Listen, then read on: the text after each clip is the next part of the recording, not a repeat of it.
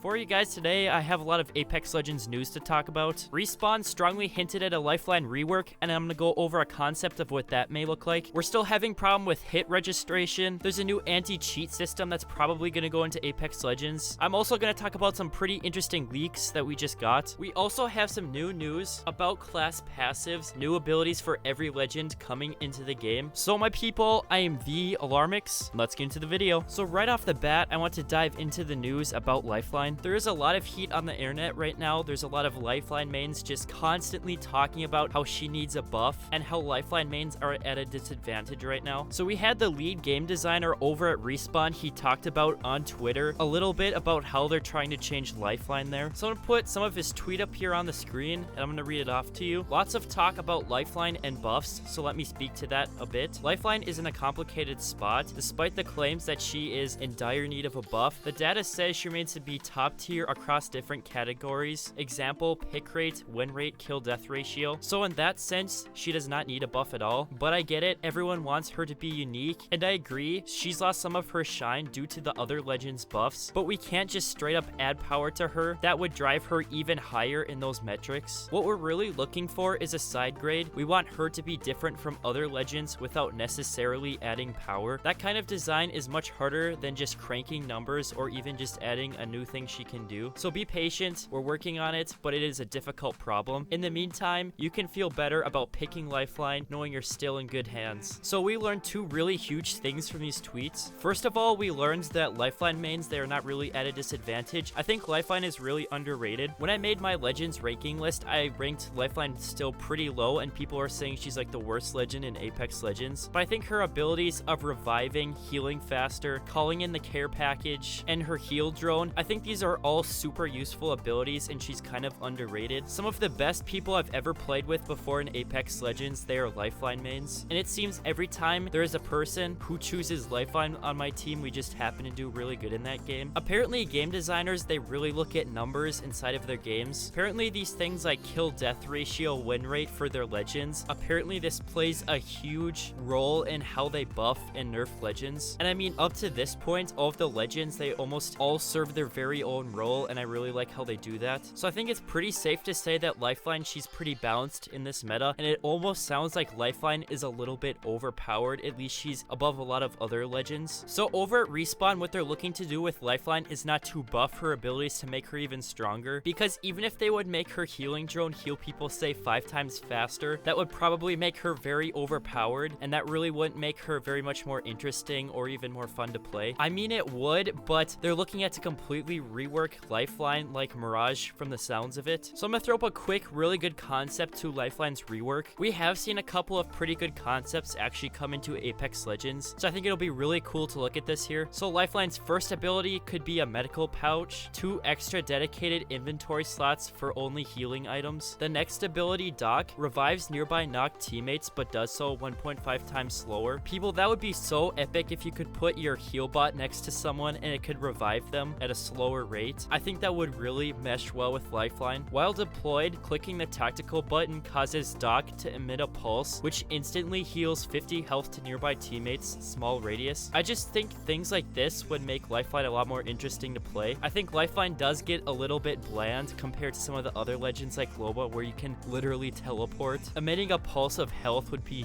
it would be awesome, guys. The last ability is a survival pod. Rather than calling in a care package, Lifeline calls in a survival pod from Titanfall 2, which brings back fallen teammates without the need of a beacon. So this sounds like you could call in your very own respawn beacon. And I mean, this would be great for Lifeline. All of these abilities, if they could add them in right now, I think it would make Lifeline way more interesting. And I think it would really just refresh up the game like the Mirage rework did. Now we're going to move on to our update about hit registration. For the few people watching who do not know what missed hit registration is, it's when you shoot someone, you do hit them, you get the hit marker, but it doesn't actually take away from their health. Right as the Season 5 update came around, it came with a lot of bugs, as you know if you played the Season 5 update right as it came out. It seems that they fixed a portion of those hit registration issues right after the Season 5 update came out, but people, and I included, are still having problem with shooting people and not taking away health from their health. So Respawn has given us an update on this. On May 18th,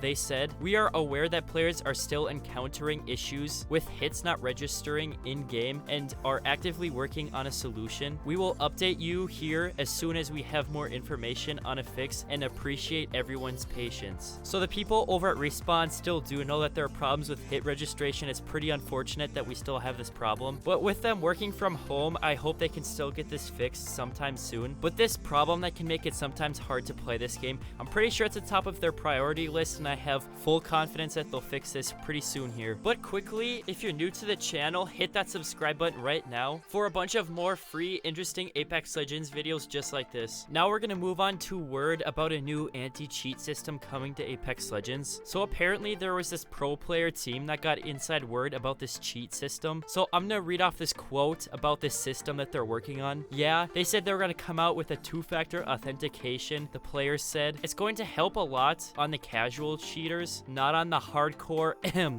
ducking turds. Complexity Squad also noted that they don't think the anti-cheat system has banned many players, with a lot of bans coming manually. So on console Apex Legends, I don't think there's a really huge problem with cheaters, but here on PC, I am constantly getting killed by aimbotters. I'm always spectating people who just beamed me from mid-range without missing one bullet, and then they'll get like 20 kill games and they don't miss one bullet throughout that entire game. I was actually streaming here on YouTube when I was about at 6k subs, and I got killed by the same aimbotter twice in the same stream. So two-factor authentication, that's where you have to put in your phone number, and you have to link a phone number with your Apex Legends account. So this will stop the casual cheaters, the people who are too lazy to get a bunch of phone numbers, and that should hopefully stop them from cheating, because I'm pretty sure the way it works is that cheaters, they'll make a bunch of accounts, and once they get banned on one account, they'll go to the next. And with two-factor authentication, it makes it a lot harder to make a bunch of accounts. So this may be a stress for a lot of people. I guess let me know what you think in the comments below. If you want two-factor authentication in the future, you may have to link a phone number with your account. That might not be hard for some people, but for others who may not have a phone number for whatever reason, that may be a little bit sad. So I'm sure you know, yesterday, as the first quest for the Broken Ghost was released, this came along with a lot of server issues. I don't think it's really clear what issues everyone is having. I think everyone had a little bit of different issues with this. I think some people were just getting disconnected. Others couldn't get into Apex Legends games at all. But yesterday they said, quote, as an update, the connectivity issues from earlier affecting Apex across all platforms have been resolved. Appreciate your patience, Legends, and we'll see you in the arena. So the connectivity issues that came along with the first mission of the Broken Ghost, that should be no more, and you should not have that specific issue correlated with the first mission ever again. Also, something else I just want to push across in this video, because we were talking about the Lifeline buff. I feel like not enough people know about this. In the designer notes, when it talks about Octane's launchpad being reduced from 90 seconds to 60 seconds, it said this is a first step pushing more team utility for Octane. We have more updates planned, but they didn't make the cutoff for this patch. So Octane mains out there, there's an Octane buff coming, and I hope it is a good one for you guys. And also for me myself, I just find Octane a really fun character to play, but I think in this current meta, he just could be a lot better. It seems that we have a pretty big teaser in the Apex Legends game files about Apex potentially going to Steam in 2020. So apparently the vice president of player networks over at Respawn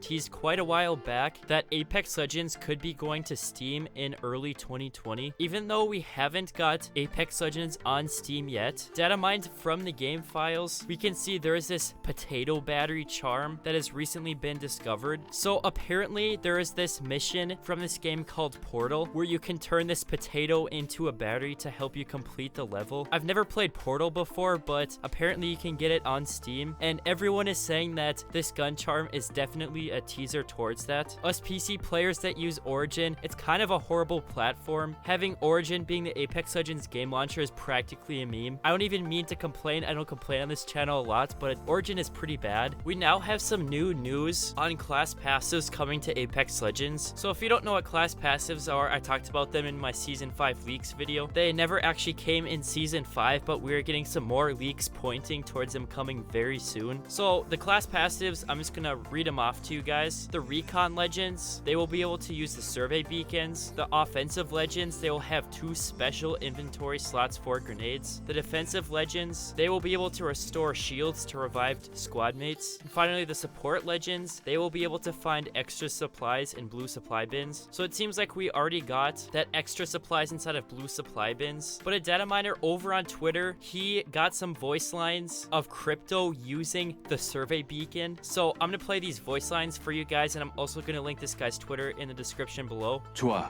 I found the next ring location. 좋아, I found the next ring location. Scanning for the next ring on my minimap. Scanning for the next ring on my minimap. So yeah, that's pretty cool. We also have animations for the support legends, Crypto and Bloodhound, using Pathfinder Survey Beacon. A lot of people have been asking me where these class passives are that I was talking about, and people have been saying that Pathfinder video where I talked about Pathfinder's new passive ability, because people, if Crypto and Bloodhound are gonna have access to Pathfinder's Survey Beacon, then Pathfinder's probably gonna have a new passive ability. So people, I really hope you enjoyed this Apex Legends Season 5 news video. If you're new to the channel, hit the subscribe button, because I do a bunch of different interesting Apex Legends videos just like this. And that'll be about it for me, the Alarmix, and I'll see you guys later.